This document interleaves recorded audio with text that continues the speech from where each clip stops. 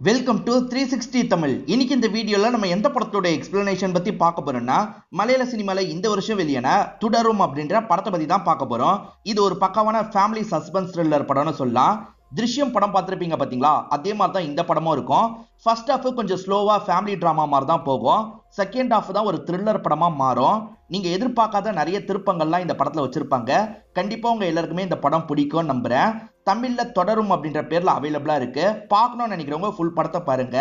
எக்ஸ்பிளனேஷனுக்குள்ள போறதுக்கு முன்னாடி வீடியோக்கு ஒரு லைக்க போடுங்க. அது மூலியமா இந்த வீடியோ இன்னும் நிறைய பேர்கிட்ட கொண்டு போய் சேர்க்கப்படும். மேற்கொண்டு டைம் வேஸ்ட் பண்ணாம நம்ம நேரடியே எக்ஸ்பிளனேஷனுக்குள்ள போயிடலாம். படத்தோட ஸ்டார்டிங் சீனே ஒரு மலைப்பகுதியை நமக்கு காட்டுறாங்க. அங்க மண்ணெல்லாம் சரிஞ்சு விழுது. அதுல நிறைய பேர் மாட்டிக்கிறாங்க போல. இப்ப ரெஸ்கியூ டீமுக்கு தகவல் போயிருக்கோம். எல்லாருமே அந்த இடத்துக்கு வந்துடுறாங்க. மாட்டிருக்க ஒவ்வொருத்தரா காப்பாத்திட்டு இருக்காங்க. ஒருத்தர் வண்டியில மாட்டிட்டு இருக்காரு. இப்ப எல்லாருமே சேர்ந்த மாதிரி கஷ்டப்பட்டு வண்டியில மாட்டிட்டு இருக்கவரை வெளியே கூட்டு வந்துடுறாங்க. அப்பதான் அந்த வண்டிக்குள்ள வேற ஏதோ இருக்கிறத ஒருத்தர் பாக்குறாரு. இங்க ஏதோ இருக்கு வாங்கன்ற மாதிரி எல்லாரையும் வர சொல்லிட்டாரு. எல்லாருமே பாக்குறதுக்காக வராங்க. எல்லாரும் சேர்ந்து என்ன பாக்குறாங்கன்னு நமக்கு தெரியல. அப்படியே இந்த சீனை கட் பண்ணி ஸ்டார்டிங்ல இருந்து நடந்த விஷயத்த காட்டுறாங்க. இப்ப சண்முகன் ஒருத்தரை காட்டுறாங்க. இவரை எல்லாருமே பென்ஸ் தான் கூப்பிடுவாங்க. கார் ஓட்டுற வேலை தான் பார்த்துட்டு இருக்காரு. இப்ப மலைக்கு நிறைய பேரை கூட்டு போயிட்டு இருக்காரு. இவரை பத்தின நிறைய விஷயங்களை இவங்க கிட்ட சொல்லிக்கிட்டே தான் கூட்டு போறாரு. நம்ம ஹீரோவை பொறுத்த வரைக்கும் பழனி மாஸ்டர்னு ஒருத்தருக்கு கீழே டூப் போடுற வேலை தான் பார்த்திருப்பாரு. சென்னையில தான் வேலை பார்த்திருப்பாரு. அதுக்கப்புறம் தான் இங்க வந்து செட்டில் ஆயிருக்காரு. பழனி மாஸ்டர் இவர் கிளம்பும் போது ஒரு காரை கிஃப்ட் பண்ணிருப்பாரு. அந்த காரை தான் அவரோட ஞாபகார்த்தமா இவர் வச்சிருக்காரு. இந்த கார்னா இவருக்கு ரொம்ப பிடிக்கும். இவருக்கு பவின்னு ஒரு பையன் இருக்கான். இது டப்பா காருன்ற மாதிரிலாம் கிண்டல் பண்றான். நம்ம ஹீரோவோட ஒய்ஃப் பேரு லலிதா அப்படின்றது. இவங்களுக்கு ஒரு பொண்ணு இருக்காங்க. அவங்க பேரு பவித்ரா அப்படின்றது. எப்ப பாரு போன்ல குசு குசுன்னு யார்கிட்டயோ பேசிட்டு இருக்கா. நீங்க வந்து என்ன ஏதுன்னு கேளுங்கன்ற மாதிரிலாம் ஒய்ஃப் சொல்றாங்க. நான் வரேன்ற மாதிரி இவரும் ஏத்துக்கிறாரு. நம்ம ஹீரோ பசங்களுக்கு ரொம்ப செல்லம் கொடுப்பாரு. பொண்ணு கிட்ட அதை பத்தி எல்லாம் கேட்க மாட்டாரு. அம்மா அப்படிதான்ப்பா விடுங்கன்ற மாதிரி பொண்ணும் ஜாலியா பேசிட்டு இருக்கா. நீங்க தேவையில்லாம ரொம்ப செல்லம் கொடுக்குறீங்க அப்படின்ற மாதிரி ஒய்ஃப் கோவப்படுறாங்க. இவருக்கு இந்த கார் ரொம்ப பிடிக்கும்னு சொன்ன பாத்தீங்களா. இந்த கார்ல சின்னதா ஒரு டேமேஜ் வந்தா கூட உடனே சரி பண்ணிடுவாரு. மணியன்னு ஒரு மெக்கானிக் இருப்பான். அவங்க கிட்ட போய் தான் இந்த காரை சரி பண்ணுவாரு. இவருக்கு இந்த ஏரியால நிறைய ஃப்ரெண்ட்ஸ்லாம் இருக்க மாதிரி நமக்கு காட்டுறாங்க. அன்பான மனைவி, அன்பான குடும்பம்ன்ற மாதிரி ரொம்ப சந்தோஷமா தான் ஹீரோவோட வாழ்க்கை போயிட்டு இருக்கு. அப்படியே கட் பண்ணி சென்னையில பழனி மாஸ்டரா காட்டுறாங்க. அவருக்கு ரொம்ப வயசாயிருச்சு. அவர்கிட்ட வேலை பார்த்தவங்க தான் நடுவில் அவரை பார்க்கறதுக்காக வராங்க. ஹீரோ பார்க்கறதுக்காக வரமாட்டார்ல. இவரே கால் பண்ணி பேசுறாரு. என்னடா சண்முகா, என்ன பார்க்கறதுக்கு வரவே மாட்டேற, ஃப்ரீயா இருந்தா வான்னு சொல்லிட்டாரு. கண்டிப்பா வரேன்ற மாதிரி நம்ம ஹீரோவும் ஏத்துக்கிறாரு.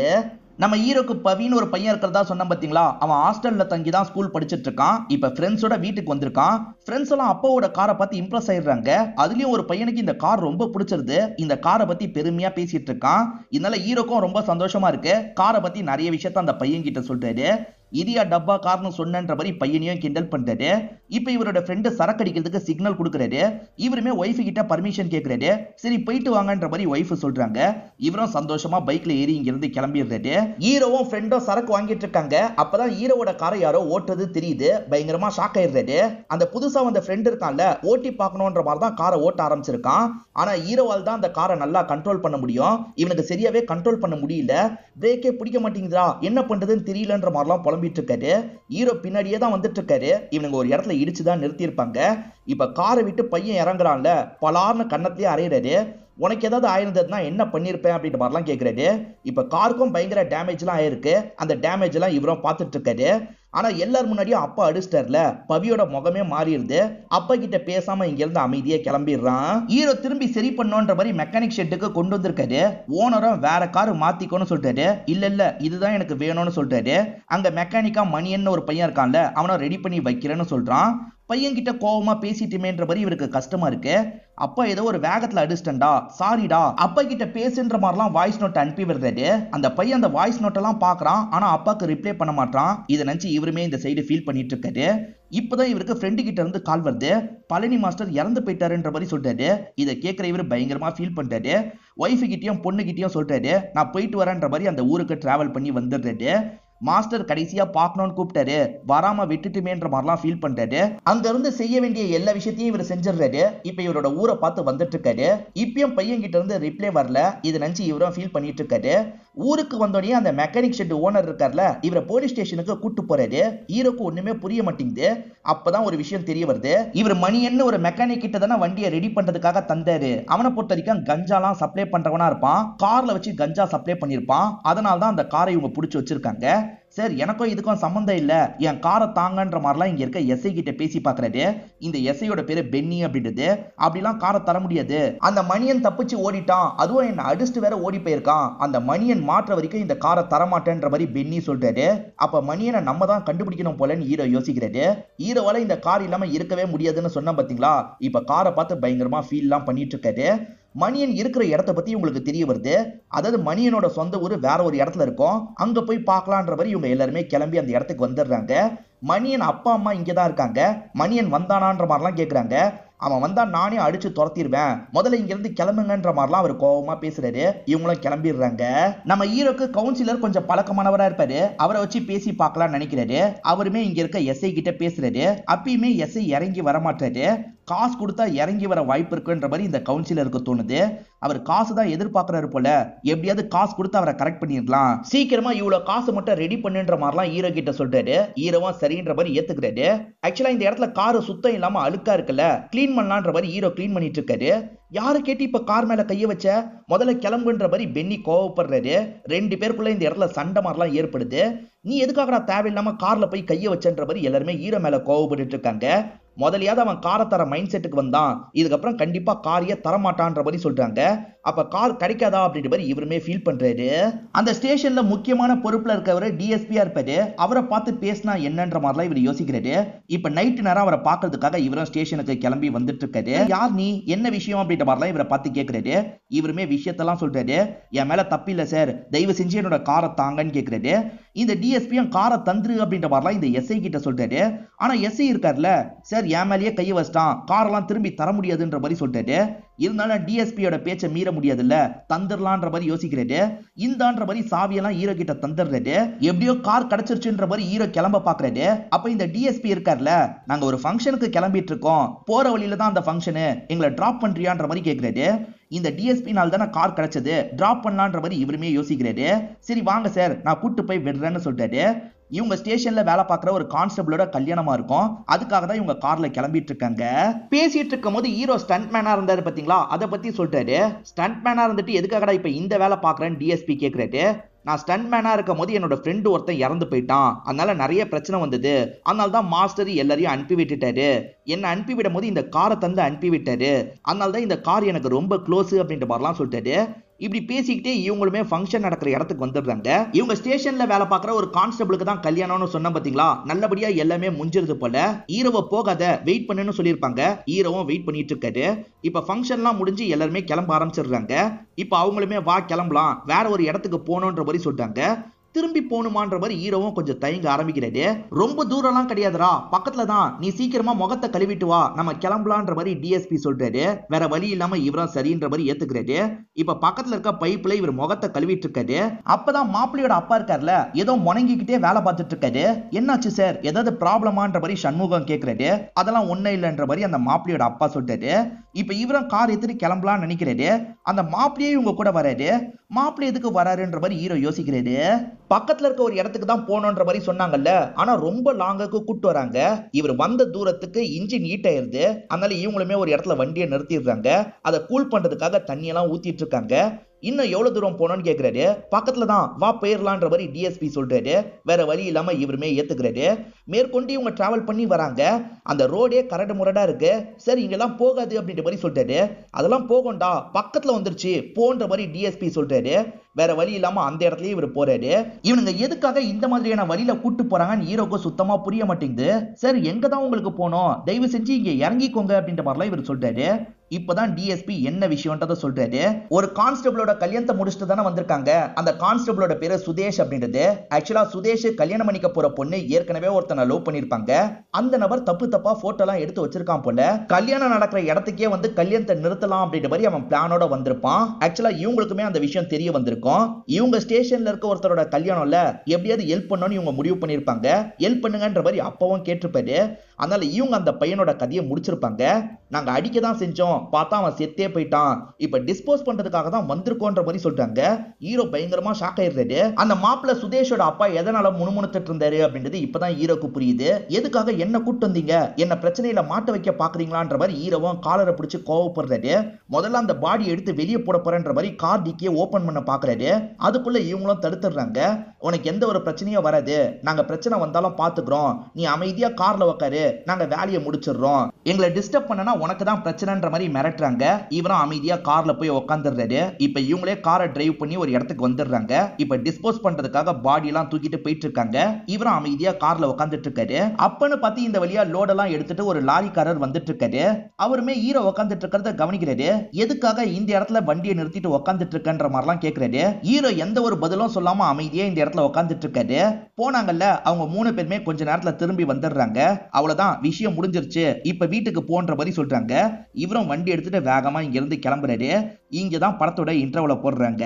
இப்ப ஹீரோவும் காலையில சமயம் வீட்டுக்கு வராரு. இவரோட வீட்டுல பவியோட நாய் ஒண்ணு இருக்கும். அந்த நாயை இவரை பார்த்து பயங்கரமா குலைச்சிட்டு இருக்கு. ஒய்ஃபை இதை லாங்ல இருந்து பாக்குறாங்க. எதுக்காக நாய் இந்த மாதிரி குலைச்சிட்டு இருக்கு, எதனால இவர் இவ்வளவு அப்செட்டா வராருன்ற மாதிரிலாம் யோசிக்கிறாங்க. இப்ப இவருமே வீட்டு வாசலுக்கு வந்து உட்கார்றாரு. தலையில கைய வச்ச மாதிரி தான் உட்கார்ந்துட்டு இருக்காரு.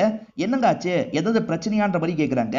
அதெல்லாம் ஒண்ணும் இல்ல, தலை பயங்கரமா வலிக்குது, மாத்திரை மருந்து இருந்தா எடுத்துடுவான்ற மாதிரி சொல்றாரு. சரின்ற மாதிரி இவங்களும் வீட்டுக்குள்ள போயிடுறாங்க. திரும்ப திரும்ப அந்த நாய் இருக்கு பாத்தீங்களா, டிக்கிய பார்த்த மாதிரி தான் குலைச்சிட்டு இருக்கு. ஒருவேளை இது பிளட்டோட ஸ்மெல்ல வச்சு இப்படி குலைச்சிட்டு இருக்கான்ற மாதிரி இவர் யோசிக்கிறாரு. ஒய்ஃபை உள்ள அனுப்பிட்டார்ல, சரி போய் பாப்போன்ற மாதிரி இவரும் ஓபன் பண்ணி பாக்குறாரு. அப்பதான் பிளட் ட்ரேசஸ் கொஞ்சம் இருக்கிறது இவருக்கு தெரியுது. இந்த ஸ்மெல்லுக்காக தான் குலைக்குது போல அப்படின்ற மாதிரிலாம் இவர் யோசிக்கிறாரு. இதை பார்த்துட்டு இருக்கும் போது ஒய்ஃப் வராங்க. சட்டுன்னு இவர் க்ளோஸ் பண்ணிடுறாரு. இப்ப ஒய்ஃபு கிட்ட இருந்து டீ மருந்தெல்லாம் வாங்கிடுறாரு. தேவையில்லாம அவனுங்க கூட போயிட்டோன்ற மாதிரி பயங்கரமா ஃபீல் பண்றாரு. சட்டையில கொஞ்சம் ரத்தம் இருக்கும், அதனால இவரே துவைச்சு காயெல்லாம் போட்டுறாரு. இவர் ஸ்கூல் பசங்களெல்லாம் ஸ்கூல்ல விட்டுற வேலை பண்ணுவாரு போல. அந்த மாதிரி பசங்களை கூட்டு போயிட்டு இருக்காரு. பசங்க எல்லாருமே வண்டியில கெட்ட நாத்தம் வருது அப்படின்ற மாதிரி சொல்றாங்க. என்ன பசங்க இப்படி சொல்றாங்கன்ற மாதிரி இவரும் யோசிக்கிறாரு. இப்ப பசங்களெல்லாம் ஸ்கூல்ல விட்டுட்டு இவரும் ஆத்தங்கரை கிட்ட வண்டியை கொண்டு வந்துடுறாரு. அந்த இடத்த பக்காவா வாஷ் பண்ணோம் அப்படின்ற மாதிரி வாஷ் பண்ணிடுறாரு. இப்ப ஹீரோக்கு அந்த எஸ்ஐ பென்னி கிட்ட இருந்து திரும்ப திரும்ப கால் வருது. இவர் போனை எடுக்க மாட்டாரு. அவன் போனை எடுக்க மாட்டான் அப்படின்ற மாதிரி எஸ்ஐயும் டிஎஸ்பி கிட்ட சொல்றாரு. இந்த டிஎஸ்பி பேரு ஜார்ஜ் அப்படின்றது. கூடிய சீக்கிரத்துல இவர் ரிட்டையர் ஆக போறாரு. ஹீரோ போன் எடுக்காம இருந்தார்ல, நேரடியா இந்த இடத்துக்கு வந்துடுறாரு. நீ எதுக்காக அத்தனை வாட்டி கால் பண்ணியோ போன் எடுக்காம இருந்த, எங்களை மாட்டி விடலான்னு யோசிக்கிறியா, எங்களை மாட்டி விடணும்னு யோசிச்ச நீயும் தான் பிரச்சனையில மாட்டுவ, அதனால அமைதியா இந்த விஷயத்த மறந்துருன்ற மாதிரிலாம் மிரட்டுறாரு. மணியன்னு ஒரு பையன் கஞ்சா பிசினஸ் பண்ணி இப்ப தலைமறைவா இருக்கான் பாத்தீங்களா, அவனுக்கு ஏதோ ஆயிடுச்சுன்ற மாதிரி பேரண்ட்ஸ் பயப்படுறாங்க. ஸ்டேஷனுக்கு வந்து கம்ப்ளைண்ட் எல்லாம் கொடுத்துட்டு இருக்காங்க. ஒருவேளை இவன் தான் அந்த பொண்ணை மிரட்டி இருப்பானா அப்படின்ற மாதிரிலாம் இவர் யோசிக்கிறாரு. இறந்து போனது யாருன்றது ஹீரோக்கு தெரியாதுல்ல. இப்ப எஸ்ஐ பென்னி கிட்ட நீங்க அந்த மணியனை தான் ஏதாவது பண்ணிட்டீங்களா, யாரை நீங்க என்ன பண்ணீங்கன்ற மாதிரிலாம் கேக்குறாரு. அதெல்லாம் எதுக்கு உனக்கு, நடந்த விஷயத்த மறந்துரு, நீ பாட்டுக்கு உன்னோட வேலையை பாரு அப்படின்ற மாதிரி இங்க இருந்து அனுப்பி விடுறாரு. ஆக்சுவலா பையன் எப்பவுமே இவங்களுக்கு கால் பண்ணியாவது பேசுவான். கொஞ்ச நாளா அவன் காலே பண்ணல, என்ன ஏதுன்ற மாதிரி இவரும் ஹாஸ்டலுக்கு வந்து விசாரிக்கிறாரு. அப்பதான் பையன் கொஞ்ச நாளா ஹாஸ்டலுக்கே வரலன்றது தெரிய வருது. மிஸ் ஆகுறான்றதும் தெரிய வருது. மிஸ் ஆகுறான், அதனால கம்ப்ளைண்ட் கொடுக்கலான்ற மாதிரி இவர் முடிவெடுக்கிறாரு. ஸ்டேஷனுக்கு வந்து என்னோட பையன் காணோன்ற மாதிரிலாம் இவங்க கிட்ட சொல்லிட்டு இருக்காரு. பையன் டீடைல் எல்லாத்தையும் தந்துட்டு இருக்காரு. சண்முகம், எங்களுக்கு பிரச்சனைன்னும் போது நீ ஹெல்ப் பண்ணிருக்க, உன் பிரச்சனையை எப்படி நாங்க விட்டுருவோம், கண்டிப்பா நாங்க கண்டுபிடிச்சு தரோன்ற மாதிரி அவங்க சொல்றாங்க. இப்ப வாசல் வரைக்கும் அனுப்பி விடுறதுக்காக வராங்க. இவருமே கார் எடுத்துட்டு கிளம்பலாம்னு நினைக்கிறாரு. அப்பதான் இவரோட பையன் வண்டி மாதிரியே ஒரு வண்டி இருக்கிறத பாக்குறாரு. என் பையன் வண்டி இப்படிதான் இருக்கும், நான் பக்கத்துல போய் பார்க்கவான்னு கேக்குறாரு. அந்த வண்டி 2 மாசத்துக்கு மேல இங்கதான் இருக்கு, உன் பையன் வண்டியா இருக்காது, நாங்க தான் பாத்துக்கிறோம்னு சொல்றோம்ல, கிளம்புன்ற மாதிரி சொல்றாரு. சரின்ற மாதிரி ஹீரோவும் வண்டி எடுத்துட்டு இங்க இருந்து கிளம்பிடுறாரு. நம்ம பையன் வேற மிஸ் ஆகுறான், ஒருவேளை நம்ம பையனுக்கு ஏதாவது ஆயிருக்குமான்ற மாதிரி இவர் யோசிக்கிறாரு. அவங்க புதைச்சாங்கல்ல, எக்ஸாக்டான பகுதி தெரியாது, ஆனா எந்த இடத்துல வண்டி நின்னதோ அந்த இடத்துக்கு திரும்பி வந்துடுறாரு. அவங்க புதைச்ச இடத்த தேடலான்ற மாதிரி தேடிட்டு இருக்காரு. பார்த்தா அந்த இடத்துல ஒரு செருப்பு விழுந்து கிடக்குது. அந்த செருப்புல ரத்த கரையும் இருக்கு. அது இவரோட பையன் பவியோட செருப்பா இருக்கும். இதை தாண்டி பவியோட பர்ஸும் அந்த இடத்துல தான் விழுந்து கிடக்குது. இதை பாக்குறவரு ஷாக் ஆயிடுறாரு.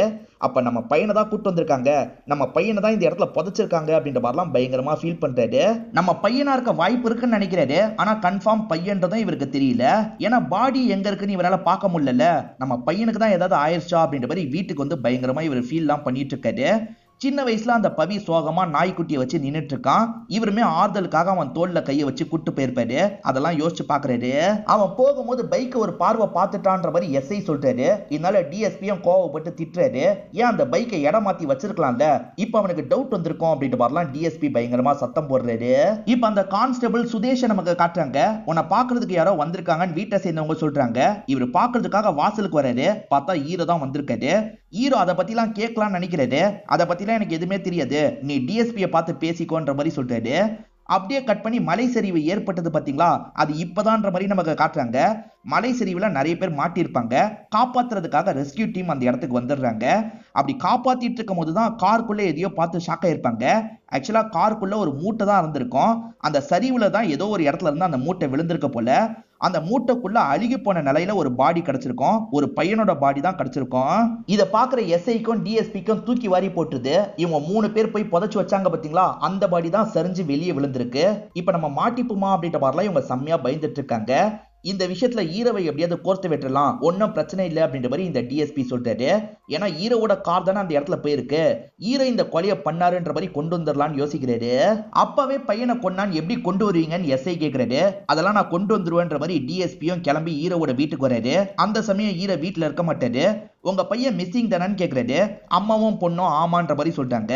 இப்ப சொந்தக்காரரை தள்ளி கூட்டு வந்து இவரும் பேச ஆரம்பிக்கிறாரு. அப்பாக்கும் பையனுக்கும் ஏதாவது சண்டை போச்சான்னு கேட்கிறாரு. அப்படிலாம் இல்லைன்னு இந்த சொந்தக்காரர் சொல்றாரு. இல்ல, அப்பாவே பையனை கொலை பண்ணிருக்க வாய்ப்பு இருக்கும் நாங்க சந்தேகப்படுறோம், அதனால தான் கேட்கிறேன். ஒரு பாடி ஒதுங்குச்சுல, அது பவியோட பாடியா இருக்க வாய்ப்பு இருக்குன்னு சொல்றாரு. இதை கேட்கிற அம்மா பயங்கரமா ஃபீல் பண்றாங்க. இவர் எதுக்காக பவியை கொலை பண்ண போறாரு அப்படின்ற மாதிரிலாம் யோசிக்கிறாங்க. ஹீரோ தான் தன்னோட பையனை கொலை பண்ணிருக்காருன்னு இவர் ஃப்ரேம் பண்றதுக்கு பாக்குறாரு. அதுக்காக தான் வேணும்ட்டே அவங்க காதலை இந்த மாதிரி போட்டிருக்காரு. இப்ப சுதேஷ நமக்கு காட்டுறாங்க. நம்ம ஹீரோ இருக்காருல, சுதேஷ லாக் பண்ணி வச்சிருக்காரு. நீ கட்டிக்க போற பொண்ணுகிட்ட என்னோட பையன் பழகி இருக்க வாய்ப்பே கிடையாது. நீங்க 3 பேரும் சேர்ந்து என்னோட பையனை என்னடா பண்ணீங்க, ஒழுங்கா சொல்லுங்கன்னு கேக்குறாரு. சுதேஷம் நடந்த சில விஷயங்களை சொல்றாரு. டிஎஸ்பி சாவி எடுத்து தந்திருப்பாரு. ஹீரோ கார் எடுத்துட்டு கிளம்பலாம்னு நினைக்கும் போதுதான் பென்னி இருக்காருல, சார் அந்த பையனோட பாடியை கார் டிக்கில தான் வச்சிருக்கன்னு சொல்லியிருப்பாரு. அதுக்கப்புறம் தான் இவரும் அந்த கார்ல டிராவல் பண்ணலாம்னு முடிவு பண்ணிருப்பாரு. ஸ்டேஷன்ல யாருமே இல்லாத போது அவங்க 2 பேர் சேர்ந்து தான் உங்க பையனை ஏதோ பண்ணிருக்காங்க. ஆக்சுவலா கார்ல வச்சு அன்னைக்கு டிஎஸ்பி சொன்னார்ல, அது எல்லாமே சுத்த போய் அது உண்மையே கிடையாது அப்படின்ற மாதிரிலாம் சொல்றாரு. இந்த கான்ஸ்டபிள் கிட்ட நம்பர் இருக்கும்ல, அது மூலியமா டிஎஸ்பிக்கு கால் பண்ணிட்டாரு. நீ பண்ண எல்லாமே தெரிஞ்சிருச்சு, என்ன பாக்குறதுக்காக இந்த ஹோட்டலுக்கு வா, தனியா வான்ற மாதிரி சொல்றாரு. சரி நான் வரேன்ற மாதிரி இவருமே ஏத்துக்கிறாரு. அப்படி வந்தவர் இருக்காரு பாத்தீங்களா, பென்னிக்கு கால் பண்ணிட்டாரு. பென்னி நான் சொன்னதை கரெக்டா பண்ணுன்னு சொல்றாரு. அந்த பென்னியோ சரின்ற மாதிரிலாம் ஏத்துக்கிறாரு. அதாவது ஹீரோக்கு எதிராக ஏதோ ஒரு பிளான் போட்டு தான் இந்த இடத்துக்கு வந்திருக்காரு போல. இப்ப ஹீரோவும் இவரை பார்த்தோன்னா பயங்கரமா கோவப்படுறாரு. ஆக்சுவலா இந்த பென்னி இருக்காரு பாத்தீங்களா, ஹீரோவோட ஒய்ஃபையும் பொண்ணையும் ஸ்டேஷனுக்கு கூட்டு வந்திருக்காரு. எதுக்கு கூட்டு வந்திருக்கீங்க, விடுங்கன்ற மாதிரி நிறைய பேர் வெளியே போராட்டம்லாம் பண்ணிட்டு இருக்காங்க. அதை மீறி இவர் பயங்கரமா 2 பேரையும் டார்ச்சர் பண்றாரு. அதாவது உன்னோட பையன் உன் பொண்ணு கிட்ட தப்பா நடந்திருக்கான், அதை பார்த்தா அப்பா கொலை பண்ணிருக்காரு, அதுதானே நடந்தது அப்படின்ற மாதிரிலாம் கேட்கிறாரு. அந்த மாதிரிலாம் எதுவுமே நடக்கல, ஏன் இந்த மாதிரிலாம் பேசுறீங்க, என் பையனுக்கு என்ன ஆச்சு அப்படின்ற மாதிரி அம்மா கேக்குறாங்க. இப்ப ஸ்டேஷன்ல என்ன நடக்கும் தெரியுமா அப்படின்ற மாதிரி இந்த டிஎஸ்பியும் ஹீரோவை கிண்டல் பண்ற மாதிரி நடக்கிற விஷயத்தை பத்தி எல்லாம் சொல்லிட்டு இருக்காரு. ஆக்சுவலா அந்த பையன் இருக்கான் பாத்தீங்களா, ஹீரோவோட சொந்த பையனா இருக்க மாட்டான், லலிதாவோட ஃபர்ஸ்ட் ஹஸ்பண்ட் பையனா தான் இருப்பான். உன் பையன் உன்னோட பொண்ணு கிட்ட எல்லா மீறி நடந்திருக்கான், அதை பார்த்து கோவப்பட்டு நீ கொலை பண்ணிருக்க, டிஸ்போஸ் பண்ணிருக்க, அந்த பாடி தான் இப்ப வெளியே வந்திருக்கு, அப்படிதான் நான் ஸ்டோரியை கிரியேட் பண்ணிருக்கன்ற மாதிரி சொல்லிட்டாரு. அதே மாதிரி தான் மீடியா கிட்ட எல்லாம் இவர் சொல்லிட்டு இருக்காரு. உண்மையிலேயே லலிதாக்கு ஃபர்ஸ்ட் ஹஸ்பண்டா அன்புன்னு ஒருத்தர் இருந்திருப்பாரு. அதாவது ஸ்டன் பண்ணும்போது ஒருத்தர் இறந்து போனாரு பாத்தீங்களா, அதுக்கப்புறம் தான் இவர் லலிதாவை கல்யாணம் முடிச்சிருப்பாரு, ஒரு பெண் குழந்தை பெத்து எடுத்திருப்பாரு. ஹீரோ தான் பையனை கொலை பண்ணிட்டான்னு கொண்டு வரணும்ல, அதுக்காக தான் அண்ணனே தங்கச்சி கிட்ட எல்லை மீறி நடந்தாரு, அதை பார்த்து அப்பா கொலை பண்ணிட்டாருன்ற மாதிரி இவங்க கொண்டு வராங்க. இது எல்லாத்தையும் இவர் கிண்டல் பண்ற மாதிரி சொல்லிட்டு இருக்காருல. கேட்கிற ஹீரோ ஒரு ஸ்டேஜ்ல டென்ஷன் ஆகி இவரை போட்டு அடிக்கிறாரு. அப்பதான் வேற ஒரு விஷயம் ரிவீல் ஆகுது. இந்த டிஎஸ்பி தனியாலாம் வந்திருக்க மாட்டாரு, மொத்த டீமோட தான் இந்த இடத்துக்கு வந்திருப்பாரு. இப்ப டீமை சேர்ந்த ஹீரோவை அமுக்கிறதுக்காக வந்துடுறாங்க. அதை மீறிய தப்பிக்க ட்ரை பண்றாரு, ஆனா டீம் கிட்ட மாட்டிக்கிறாரு. இப்ப ஹீரோவை லாக் பண்ணி ஸ்டேஷனுக்கு கூட்டு வந்துடுறாங்க. இந்த டிஎஸ்பி எல்லார்கிட்டயும் இந்த விஷயத்தை பரவ வச்சிருப்பாரு. இப்ப எல்லாருமே அந்த மாதிரி தான் நடந்திருக்குன்னு நினைக்கவே ஆரம்பிச்சிடுறாங்க. நான் நினைக்கிற மாதிரி தான்டா இங்க எல்லாமே நடக்கும்ன்ற மாதிரிலாம் ஹீரோ கிட்ட சொல்லிட்டாரு. இப்ப ஹீரோ ஸ்டேஷனுக்கு வந்து உட்கார்றாரு. ஃபேமிலி மேல எப்படி கைய வைப்பீங்க அப்படின்ற மாதிரி மீடியா ஆட்கள் எல்லாம் பெருசா பிரச்சனை பண்ணிட்டு இருக்காங்க. நீ எதுக்கு என் ஃபேமிலியை போட்டு அடிச்சன்ற மாதிரி டிஎஸ்பி கேட்கிறாரு. சார் நீங்க சொல்லி தானே அடிச்சேன் அப்படின்ற மாதிரி எஸ்ஐ கேட்கிறாரு. நான் 1000 சொல்லுவேன்யா, அதுக்காக நீ பண்ணுவியா, இப்ப பாரு உனக்கு தான் பிரச்சனை வரப்போகுது அப்படின்ற மாதிரி சொல்லிட்டாரு. இவர் ரொம்ப கன்னிங்கான ஆளு அப்படின்றது எஸ்ஐக்கு தெளிவா புரிஞ்சிருது. இதை கவனிக்கிற சுதேஷ் இருக்கார்ல, சண்முகம் மட்டும் இவர்கிட்ட மாட்டல, நீங்களும் நானும் சேர்ந்து தான் மாட்டிருக்கோன்ற மாதிரி சொல்லிட்டாரு. ஆமாண்டா, இவன் சரியான சைக்கோவா இருக்கான்ற மாதிரி எஸ்ஐயும் சொல்லிட்டாரு. அம்மா பொண்ணை எதுக்காக ஸ்டேஷன்ல வச்சிருக்கீங்கன்ற மாதிரி போராட்டம் நடந்துட்டு இருக்குல்ல, அதனால கூட்டு போய்க்கலான்ற மாதிரி இவர் சொல்லிட்டாரு. இப்ப லாயரும் ஆளுங்களும் வந்து அம்மாவையும் பொண்ணையும் கூட்டு போறாங்க. போற அம்மா இவரை முறைச்சு பார்த்துக்கிட்டே தான் இங்க இருந்து கிளம்புறாங்க. ஹீரோ தான் இந்த விஷயத்த பண்ணிருக்காருன்ற மாதிரி பொய்யா ஒரு கதையை கிரியேட் பண்ணிடுறாருல. இப்ப கோர்ட்டுக்கு கொண்டு வந்துடுறாரு. கோர்ட்ல விசாரணை பண்றதுக்கு ஒரு 15 நாள் டைம் எடுத்துக்கோங்கன்ற மாதிரி சொல்றாங்க. விசாரணை கைதியா ஹீரோவை இங்க இருந்து கூட்டு போயிட்டு இருக்காங்க. இது வரைக்கும் எல்லாமே நான் நினைச்ச மாதிரி தான் நடந்துட்டு இருக்கு, இதுக்கப்புறமா அந்த மாதிரி தான் நடக்கும்ன்ற மாதிரிலாம் அந்த ஜார்ஜ் சொல்றாரு. ஹீரோ முறைச்சு ஒரு பார்வை மட்டும் தான் பாக்குறாரு. இந்த டிஎஸ்பி கூடிய சீக்கிரத்துல ரிட்டையர் ஆக போறாருன்னு சொன்ன பாத்தீங்களா, அந்த நாளும் வந்துருது. இவர் ரொம்ப கரப்டட் ஆபீசரா இருப்பாரு, ஆனா ஸ்டேஜ்ல ரொம்ப நல்ல ஒரு மாதிரிலாம் பேசிட்டு இருக்காரு. ஹீரோக்கு எதிராக இவங்க கிட்ட எவிடன்ஸ்லாம் கிடையாது, ஹீரோவோட கதையை ஸ்டேஷன்ல வச்சே முடிச்சிடலாம், நம்ம சூசைட் பண்ணிக்கிட்டான்ற மாதிரி கொண்டு வந்துடலான்ற மாதிரி சொல்லிட்டாரு. ஆனா எஸ்ஐ இருக்கார்ல, இதுக்கப்புறம் நீங்க சொல்றதை என்னால பண்ண முடியாதுன்னு சொல்லிட்டாரு. டே, நான் போனதுக்கு அப்புறம் உனக்கு தான் இன்ஸ்பெக்டர் பதவி கிடைக்க போகுது, நான் பண்ண எல்லா விஷயத்தையும் நீ பண்ண போற, உனக்கு நிறைய காசு கிடைக்க போகுது, அதிகாரம் கிடைக்க போகுது, அதுக்காக இந்த விஷயத்த மட்டும் பண்ணுன்ற மாதிரி சொல்லிட்டாரு. இப்ப எஸ்ஐயோட மனசு மாறிடுது. ஆமா, இந்த ஆள் போயிட்டா எல்லா பவரும் நமக்கு தான் கிடைக்கும், அதனால இந்த விஷயத்த பண்ணலான்ற மாதிரி யோசிக்கிறாரு. ஸ்டேஷன்ல இருக்காங்க பாத்தீங்களா, அவங்க எல்லாருக்குமே வேலை கொடுத்து வெளியே அனுப்பிடலாம், வேற சில ஆளுங்களை உள்ள வர வச்சுக்கலாம்னு யோசிக்கிறாரு. எல்லாருக்குமே ஒவ்வொரு வேலை கொடுத்து அனுப்பிட்டு இருக்காரு. சுதேஷ்க்கு என்ன பண்ண போறாங்கன்னு புரிஞ்சிருது. சரி, இது மட்டும் வேணான்னு சொல்லிட்டாரு. ஆனா இதை பென்னி ஏத்துக்க மாட்டாரு. எல்லாம் எனக்கு தெரியும், கிளம்புன்ற மாதிரி சொல்லிட்டாரு. வேற வழி இல்லாம அவருமே கிளம்பிடுறாரு. இப்ப கொஞ்ச நேரத்துல ஸ்டேஷனுக்கு நிறைய ஆளுங்க வராங்க. அவங்களுமே போலீஸுங்க தான் ஹெல்ப் பண்றதுக்காக வந்திருக்காங்க. பக்காவா சூசைட் மாதிரி செட் பண்ணணுன்றதுக்காக தான் இவங்க எல்லாருமே வந்திருக்காங்க. இப்ப எஸ்ஐ இருக்கார்ல, கொஞ்சம் ஆளுங்களை மட்டும் கூட்டிட்டு ஹீரோவை பாக்குறதுக்காக உள்ள வந்துடுறாரு. ஹீரோக்கு இவங்க என்ன பண்ண போறாங்கன்னு ஓரளவுக்கு புரிஞ்சிருது. இப்ப வந்த எஸ்ஐ பையனுக்கு என்னாச்சுன்றத சொல்ல ஆரம்பிக்கிறாரு. ஆக்சுவலா இந்த டிஎஸ்பி இருக்காரு பாத்தீங்களா, பவியை கூட்டு வந்து ஜட்டியோட உட்கார வச்சிருவாரு, போட்டு அடி அடின்னு அடிக்கிறாரு. அப்படி அடிச்சே ஒரு ஸ்டேஜ்ல கொடூரமா சாவடிச்சிடுறாரு. இதெல்லாம் எதுக்காக டிஎஸ்பி பண்ணாருன்னு இந்த எஸ்ஐக்கு புரியாது. எஸ்ஐ கிட்ட பாடியை மறைச்சு வைன்னு சொன்னோன்னா இவருமே கார் டிக்கில மறைச்சு வச்சிருப்பாரு. ஆனா டிஎஸ்பி எதுக்காக சாவடிச்சாருன்றது இந்த எஸ்ஐக்குமே தெரியாது போல. இந்த மாதிரிலாம் இவர் பேசிட்டு இருக்கும் போது சட்டுன்னு பின்னாடி இருந்த ஆளுங்க இருக்காங்கல்ல, இவரோட கழுத்துல கயிறை மாட்டி இழுக்க பாக்குறாங்க. ஆனா ஹீரோ சுதாரிச்சிடுறாரு, இவங்க கூட சண்டை போடுறாரு. இப்ப இங்க இருக்க எல்லாரையும் போட்டு பயங்கரமா அடிக்கிறாரு. உள்ள போன ஆளுங்க அடி வாங்குறாங்கன்னு வெளியே இருக்கவங்களுக்கு தெரியுது. வெளியே இருக்கவங்களாம் சண்டை போடுறதுக்காக வராங்க. ஆனா இவர் இருக்கார்ல, எல்லாரையும் போட்டு பயங்கரமா அடிச்சிடுறாரு. இந்த எஸ்ஐ இருக்கார்ல, பையனோட பாடியை எந்த வண்டியில வைக்கிறதுன்னு ஒவ்வொரு வண்டியா பார்த்திருப்பாரு. எல்லாமே க்ளோஸ்ல இருந்திருக்கும், கார் டிக்கி ஓபன்ல இருந்திருக்கும். இவர் சட்டுன்னு அங்க வச்சிருப்பாரு. பிரசன்ட்ல ஹீரோ இருக்கார் பாத்தீங்களா, இந்த எஸ்ஐயை தூக்கிட்டு வந்து கார்ல போட்டுக்கிறாரு. இப்ப இங்க இருந்து கார் எடுத்து கிளம்புறாரு. இங்க நிறைய பேர் அடி வாங்கியிருக்காங்கல்ல, இத பத்தி எல்லாம் இப்பதான் ஜார்ஜுக்கு தெரிய வருது. ஆஹா, ஹீரோ தப்புஸ்டான், நமக்கு தான் பிரச்சனைன்ற மாதிரிலாம் யோசிக்கிறாரு. ஹீரோவை அமுக்கணும்னா ஒரு வழி இருக்குன்ற மாதிரி இவரும் வேகமா ஹீரோவோட வீட்டுக்கு கிளம்புறாரு. அந்த சண்முகம் எங்க இருக்கான் ஒழுங்கா சொல்லுன்ற மாதிரிலாம் ஒய்ஃபு கிட்ட கேக்குறாரு. ஏன் சார் பிரச்சனை பண்றீங்க, போங்கன்ற மாதிரி பக்கத்து வீட்டுல இருக்கவங்க எல்லாம் கேக்குறாங்க. அதை மீறியே இவர் இருக்கார்ல, இவங்க 2 பேரையும் போட்டு அடிக்கிறாரு. ஒழுங்கா அவனுக்கு கால் பண்ணி இங்க வர வைங்கன்ற மாதிரிலாம் சொல்லிட்டு இருக்காரு. அப்ப இவருக்கு போன் கால் வருது. ஹீரோ தான் எதிர பேசுறாரு. எனக்கு மட்டுமா ஃபேமிலி இருக்கு, உனக்கு கூட ஒரு பொண்ணு இருக்கால அப்படின்ற மாதிரி ஹீரோ கேக்குறாரு. இதை கேட்கிற இந்த ஜார்ஜ் ஷாக் ஆயிடுறான். என் பொண்ணை எதுவும் பண்ணிடாத, நான் இங்க எதுவுமே பண்ண மாட்டேன், நீயும் அங்க இருந்து கிளம்பிருன்ற மாதிரிலாம் சொல்லிட்டாரு. ஹீரோ கொஞ்சம் கொஞ்சமா அந்த பொண்ணை பார்த்து அந்த பொண்ணுக்கு பக்கத்துல போயிட்டு இருக்காரு. இங்க இருக்க ஒவ்வொரு நிமிஷமும் நம்ம பொண்ணோட உயிருக்கு தான் ஆபத்துன்றது இவருக்கு புரிஞ்சிருது. சரி, உடனே அந்த இடத்துக்கு கிளம்பலான்னு யோசிக்கிறாரு. இப்ப வேகமா வண்டி எடுத்துட்டு அந்த இடத்துக்கு கிளம்பிட்டு இருக்காரு. ஹீரோ அந்த பொண்ணை என்ன பண்ணாருன்றத நமக்கு காட்டல. இப்ப கொஞ்ச நேரத்துல இவர் இந்த இடத்துக்கு வந்துடுறாரு. நம்ம பொண்ணு எங்கன்ற மாதிரி உள்ள வந்து தேடுறாரு. பொண்ணு வீட்டுக்குள்ள எங்கேயோ இல்லைன்னு தெரிய வருது. அப்ப வெளியே தேடி பார்க்கலான்ற மாதிரி இந்த டிஎஸ்பியும் வெளியே தேடி பார்த்துட்டு இருக்காரு. அப்ப ஹீரோவோட கார் ஒரு இடத்துல இருக்கு. இவருமே கார்ல செக் பண்ணலாம் செக் பண்ணிட்டாரு. பார்த்தா அந்த இடத்துல தான் எஸ்ஐ கொடூரமா இறந்து போயிருக்கிறது இவருக்கு தெரிய வருது. அவரை பார்த்துட்டு இருக்கும் போது ஹீரோ பின்னாடி இருந்து வந்து அடிக்கிறாரு. இப்ப 2 பேருமே மாத்தி மாத்தி இந்த இடத்துல சண்டை போடுறாங்க. ஹீரோ ஜார்ஜோட பொண்ணு கிட்ட பேசினார்ல, அதுல பையன் எப்படி கொல்லப்பட்டிருக்கான்றது அவருக்கு தெரிஞ்சிருது. ஏன்டா இப்படி பண்ண, ஏன்டா இப்படி பண்ணன்ற மாதிரி ஜார்ஜை போட்டு பயங்கரமா அடிச்சிட்டு இருக்காரு. அப்போ அடி வாங்கிட்டு இருக்கிறதெல்லாம் அந்த பொண்ணுமே உள்ள இருந்து கவனிச்சிட்டு இருக்கா. இப்ப அந்த பொண்ணு யோசிச்சு பாக்குற மாதிரி பிளாஷ்பேக்க காட்டுறாங்க. இந்த பொண்ணோட பேரு மேரி அப்படின்றது. மேரியும் பவியும் பயங்கரமா லவ்லாம் பண்ணிருப்பாங்க. இவங்க ஸ்கூல்ல பேசும்போது பவி சில விஷயங்களை சொல்லியிருப்பாரு. அதாவது பவியோட உண்மையான அப்பா பேரு அன்பு அப்படின்றது அவரோட ஃப்ரெண்டா தான் சண்முகம் இருப்பாரு. அன்பு ஸ்டன் பண்ணும்போது இறந்து போயிடுவாரு. அப்பாவை இழந்ததுனால மலையில நனைஞ்ச மாதிரி சோகமா நின்னுட்டு இருக்கான். சண்முகம் தான் தோல்ல தட்டி ஆறுதல்லாம் சொல்லிட்டாரு. அதுக்கப்புறம் தான் லலிதாவை கல்யாணம் பண்ணிருப்பாரு. இந்த பையனை சொந்த பையன் மாதிரிலாம் வளர்த்திருப்பாரு. என் அப்பா என் மேல அவ்வளவு பாசம் வச்சிருக்காரு, நீ என்னோட வீட்டுக்கு வந்துரு, நான் கடைசி வரைக்கும் உன்னை நல்லபடியா பாத்துப்பேன் அப்படின்ற மாதிரிலாம் சொல்றாரு. இந்த மாதிரிலாம் இவங்க ரெண்டு பேர் பேசிட்டு இருக்கிறத ஜார்ஜ் கவனிச்சிடுறாரு.